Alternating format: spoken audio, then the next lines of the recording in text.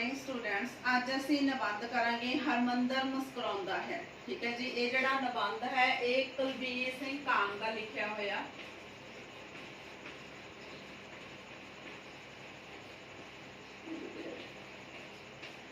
ठीक है जी, निबंधकार कुलबीर सिंह कांग का लिखिया होया। जे असी इस निबंध की गल करिए तो इस निबंध दे विच कुलबीर सिंह कांग ने हरमंदर साहिब दे लई मतलब अपनी जिहड़ी भी शरधा है उन्होंने बयान किया। ठीक है, सब तो पहला असी गल करते हैं फर्स्ट पॉइंट नेड़े दा वासी।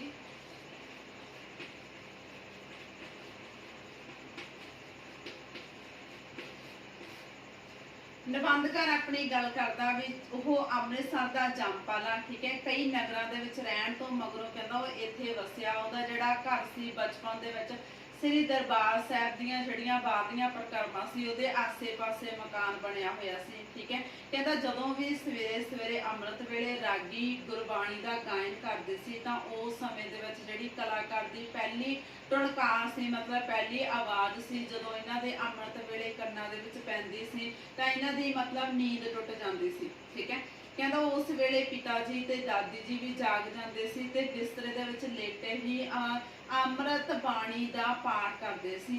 निबंधकार कहता कई बारी मैं चौंकड़ी मार के बैठ जाता ते उहदा जिहड़ा दिल सी वो सरोवर दीयां लहरां तक तरके हरमंदर साहिब तक पहुँच जाता। मतलब इन्ना मतलब आनंदमई जिहड़ा कीर्तन हुंदा सी। पर मगरों कहता सरोवर दीयां लहरां नूं पार करन दा ख्याल उहनूं चंगा नहीं सी लगदा। ठीक है, सैकेंड गल करते हैं बाबा भगत सिंह।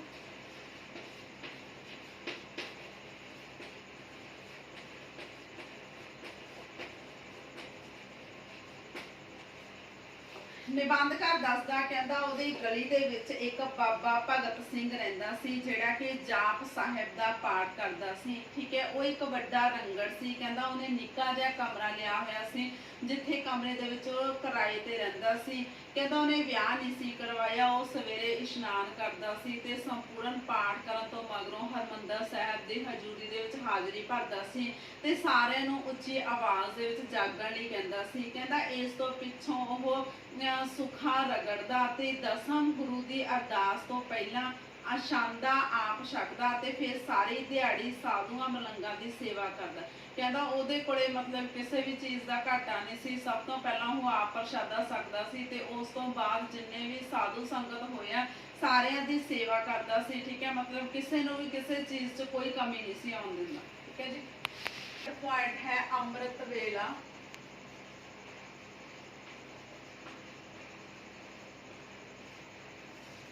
हरमंदर साहिब के अमृत वेले की गल करता निबंधकार दसदा कहता जे अज के समय की गल करिए तो सारे चैनल के उत्ते लाइव शो दिखाया जाता हरमंदर साहिब का। ठीक है, मतलब वो उस समय की गल कर रहा की कहना कहना अजकल तो उतों का कीर्तन सवेरे 4:30 बजे घर घर सुनिया जा सकता। पर कहता उदों माहौल होर तरह का सी। उदों की हुंदा सी कहता जिहड़ा बाबा जी के प्रकाश दे विच सवेरे जिहड़ियां संगतां सी ओह अलाही अमृत बाणी का पाठ सुनदियां सी ते इस तो बाद जिहड़े पालकी दे विच विराजमान बाबा जी की भीड़ नूं मोढे दा सहारा देण दे लई हर सिख अगे आउण की कोशिश करदा सी। ठीक है, इस तो इलावा मतलब पालकी टाइम बहुत सारे हिंदू सिख भी शामिल हुंदे सी। कहता जिहड़ा पहली चौंकी का जत्था सी वो अगे अगे जांदा सी ते जिन्नी भी संगत सी वो पिछे पिछे जांदी सी। कहता अंदरले हरमंदर साहिब के प्रवेश द्वार उत्ते भीड़ के स्वागत कीर्तनीय सिंह खामोश हो जाते ते फिर जिहड़ी सारी संगत सी वो पिछे पिछे शब्द गाउंदी सी। निबंधकार दसदा कहता पालकी साहिब की सेवा दे विच जिहड़े लोग सी वो बहुत घट शामिल हुंदे सी। पर अमृत वेले सारे चौंकड़ी मार के मतलब उस परमात्मा का नाम सिमरन करते सी ते हरमंदर साहिब दे विच जिहड़ा भी कीर्तन हुंदा सी उहनूं ध्यान दे नाल सुनदे सी। कहता रविंद्र नाथ टैगोर भी महीना को इत्थे रह के गए आ। अमृत वेले के आनंद बारे उन्होंने भी जिक्र किया। खास करके वो कहते हैं भी सुखमनी साहिब की महिमा भी जिहड़ी अमृत वेले गाई जाती है वो भी जिहड़ी बहुत प्रभावशाली तरीके निबंधकार ने अपने निबंध विच पेश किया। निबंधकार का विचार है कहता गीतांजलि के उपर टैगोर के मन से उसकी गुरबाणी का भी प्रभाव सी। ठीक है, नैक्सट गल करते हैं हरमंदर नहीं ढहंदा।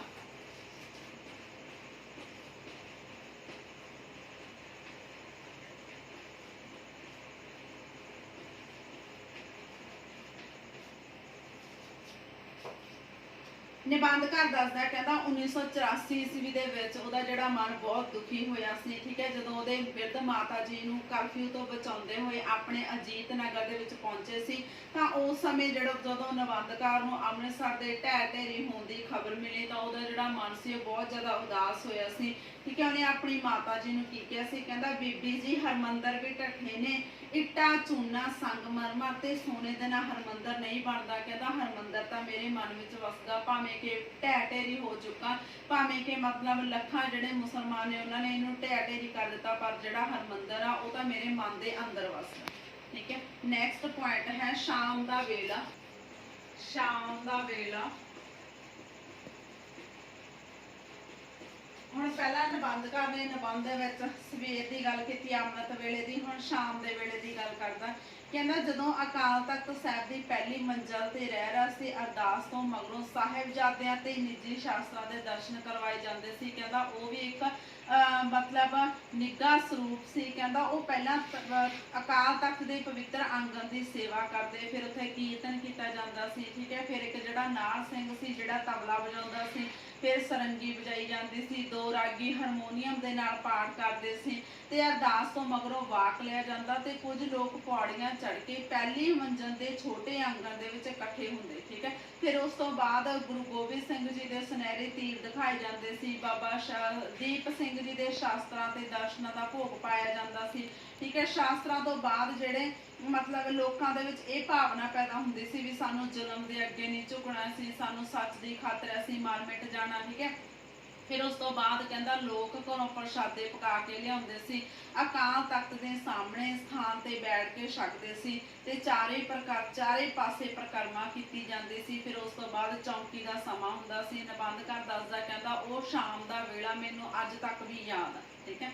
ਨੈਕਸਟ ਹੈ ਸਾਂਝੇ ਸੱਭਿਆਚਾਰ ਦਾ ਨਮੂਨਾ।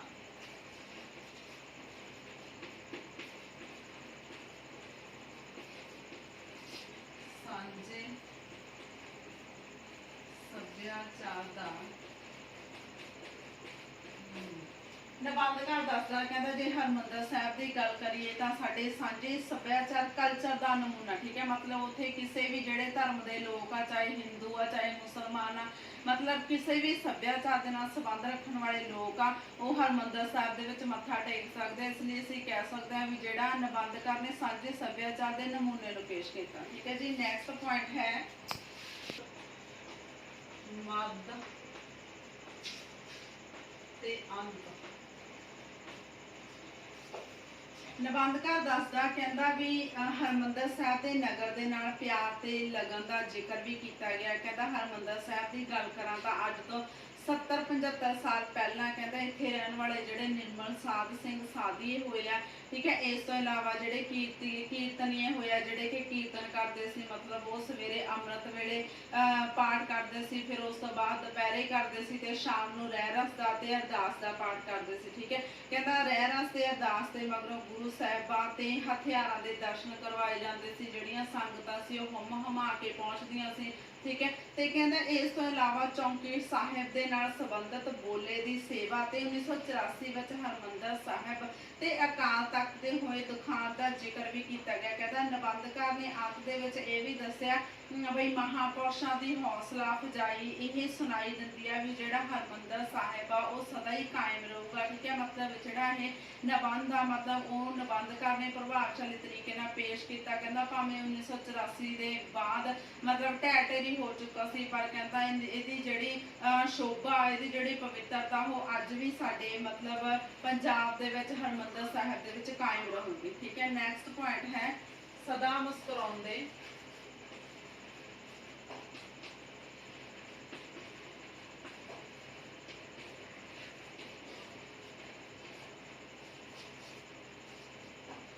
ਨਿਬੰਧਕਾਰ ਕੀ ਦੱਸ ਕਹਿੰਦਾ ਸ੍ਰੀ ਹਰਮੰਦਰ ਸਾਹਿਬ ਤੇ ਅਕਾਲ ਤਖਤ ਸਦਾ ਮੁਸਕਰਾਉਂਦੇ ਆ, ਠੀਕ ਹੈ। ਕਹਿੰਦਾ ਲੋਕ ਕਹਿੰਦੇ ਆ ਵੀ 1984 ਦੇ ਵਿੱਚ ਇਹਨੂੰ ਢਹਿ ਢੇਰੀ ਕੀਤਾ ਗਿਆ ਸੀ, ਪਰ ਕਹਿੰਦਾ ਇਹਦੀ ਜਿਹੜੀ ਮੁਸਕਾਨ ਸੀ, ਇਹਦੀ ਜਿਹੜੀ ਮੁਸਕਰਾਹਟ ਸੀ ਉਹ ਉਦੋਂ ਵੀ ਕਾਇਮ ਸੀ, ਠੀਕ ਹੈ। ਕਹਿੰਦਾ ਉਹ ਕਿਸੇ ਦੇ ਤੋੜਿਆ ਨਹੀਂ ਸੀ ਟੁੱਟਦੇ। ਕਹਿੰਦਾ 1984 ਵਿੱਚ ਕਰਫਿਊ ਖਤਮ ਹੋਣ ਤੇ ਨਬੰਦਗੜ੍ਹ ਸਾਹਿਬ ਹਰਮੰਦਰ ਸਾਹਿਬ ਗਿਆ ਸੀ ਤਾਂ ਅਕਾਲ ਤਖਤ ਦੀ ਇਮਾਰਤ ਦੀ ਮੁਰੰਮਤ ਹੋਈ ਸੀ ਤਾਂ ਉਸ ਸਮੇਂ ਉਹਨੇ ਇਹ ਸੰਦੇਸ਼ ਦਿੱਤਾ ਸੀ ਵੀ ਭਾਵੇਂ ਕਿ ਢਹਿ ਢੇਰੀ ਹੋ ਚੁੱਕਾ ਪਰ ਜਿਹੜੀ ਉਹਦੀ ਪਵਿੱਤਰਤਾ ਉਹ ਅੱਜ ਵੀ ਕਾਇਮ ਹੈ। Thank you.